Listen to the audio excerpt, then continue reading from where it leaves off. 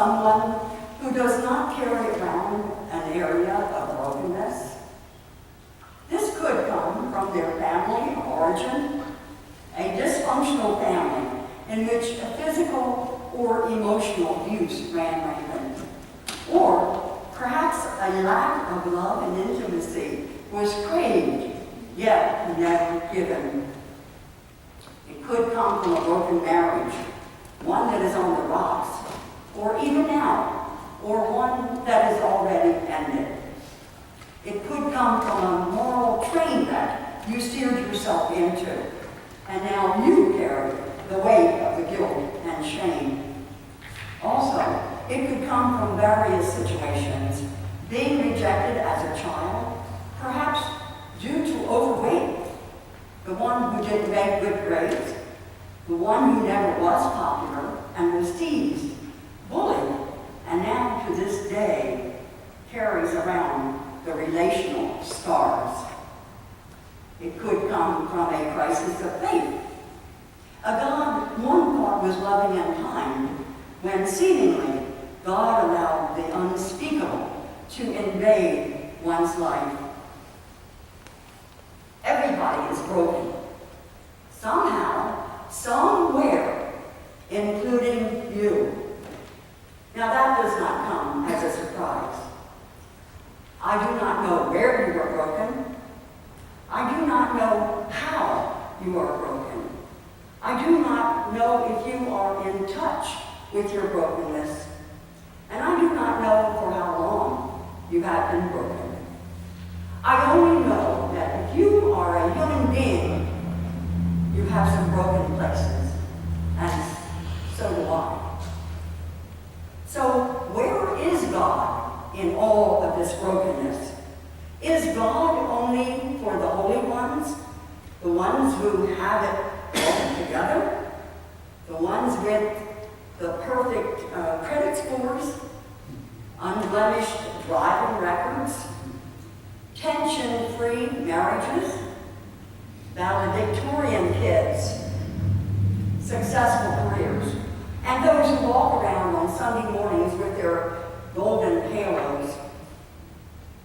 Or is God the God of the divorced, the confused, the grieving, the beaten, the failure? Is God the God of the weak, the abused, the God of those who've been arrested, the lonely, the doubting, the rejected? Do we have a God of the broken? Well, the Bible gives us a very clear answer as we read and learn more about biblical themes through every page, every event, every story, and every lesson. And of course, the most powerful of all that we're familiar with, the story of our Savior regarding his own love and rejection. However, for me, there is one passage that captures it, and this is in the Psalm 103rd Psalm, the Old Testament. It starts off with the 8th verse. The Lord is compassionate and merciful, slow to anger, and filled with unfailing love.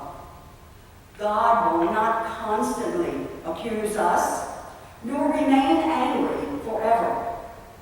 God does not punish us for all our sins, and God does not deal harshly with us as we deserve. And then verse 14, which I really like.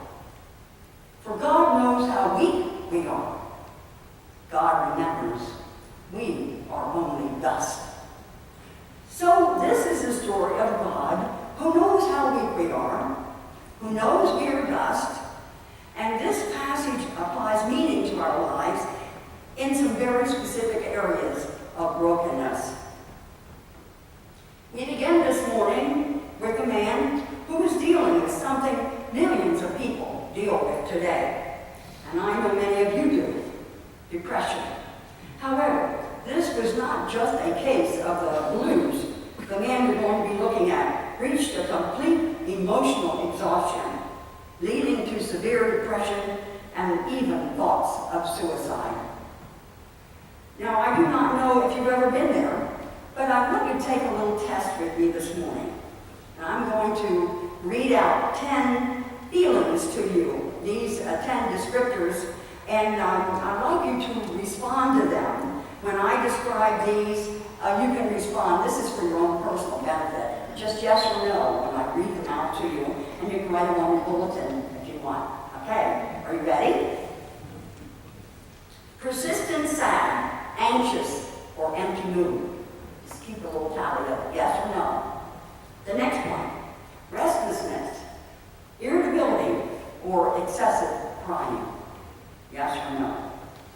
Feelings of guilt, worthlessness, helplessness, hopelessness, pessimism, sleeping too much or too little, early morning awakening, appetite and or weight loss or overeating and weight gain, decreased energy or fatigue, feeling slowed down, thoughts of death or suicide, difficulty concentrating, remembering, or making decisions, loss of interest or pleasure in activities, and then the final one, persistent physical symptoms that do not respond to treatment, such as headaches, digestive disorders, and chronic pain.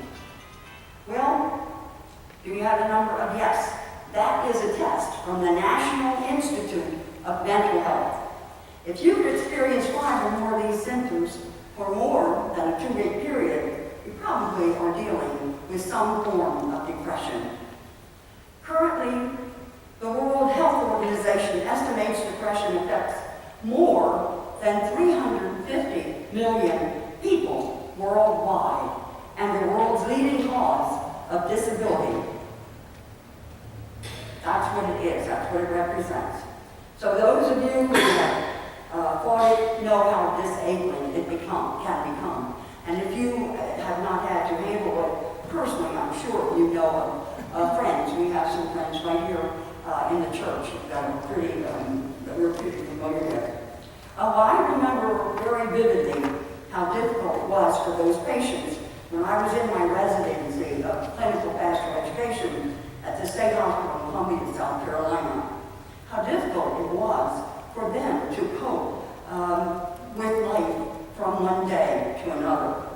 And I'll never forget reading an article written by a young mother while there, who was dealing with depression and all of its related issues.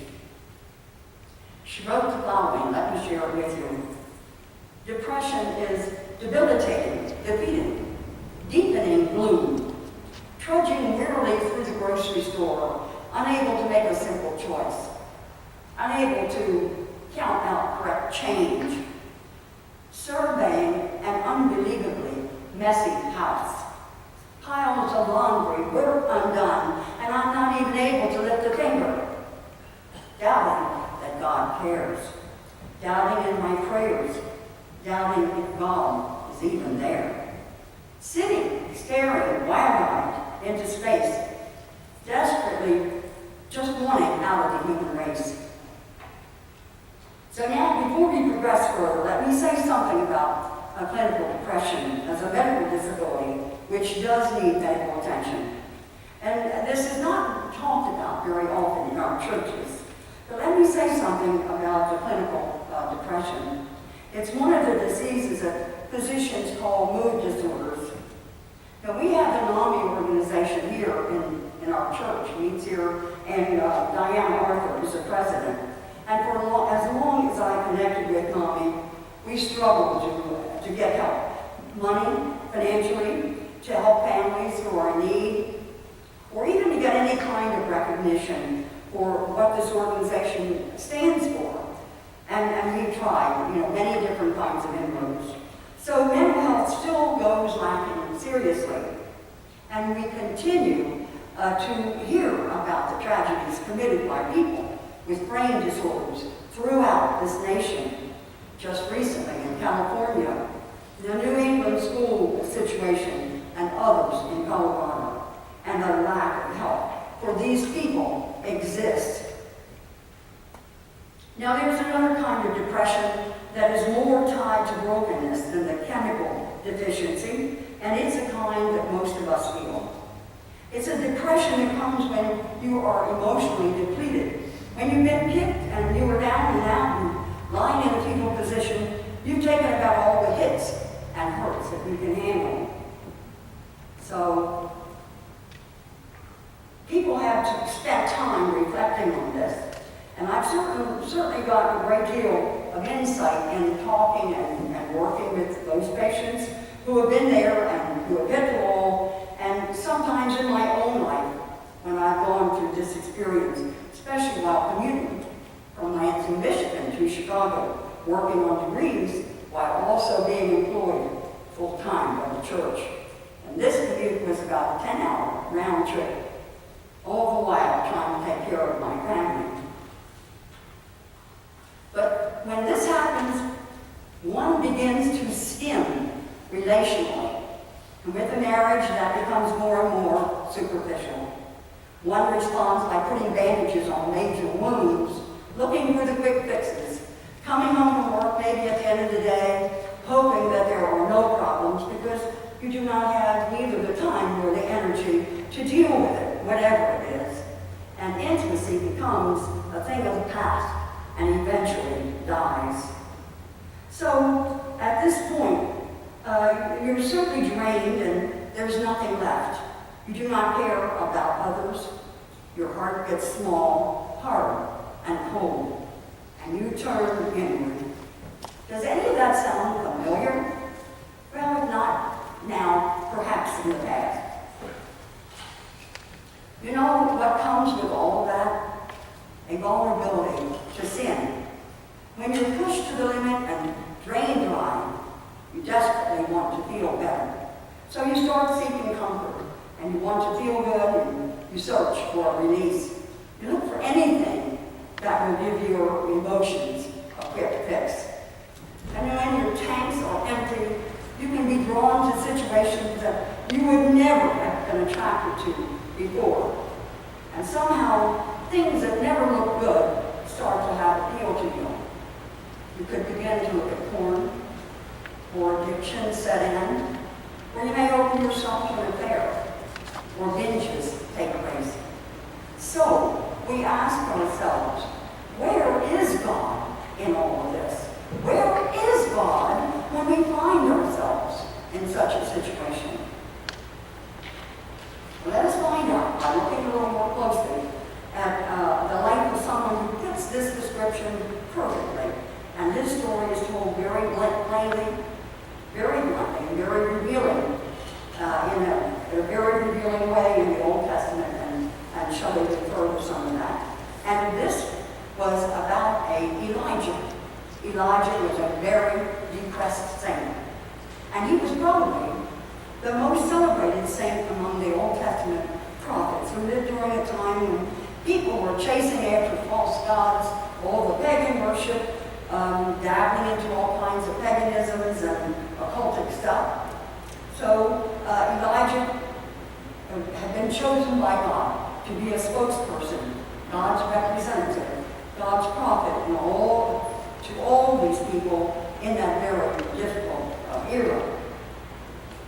Now, God empowered him in many ways, and I can't go into all this particular details of everything, but Elijah, in the midst of all this, was inspired by God he ordered the people to seize all the prophets of Baal.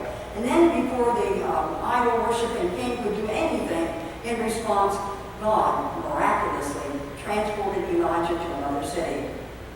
That wasn't a bad day for a prophet. But anyway, as you would imagine, King Ahab was not very pleased about that. And his wife wasn't either.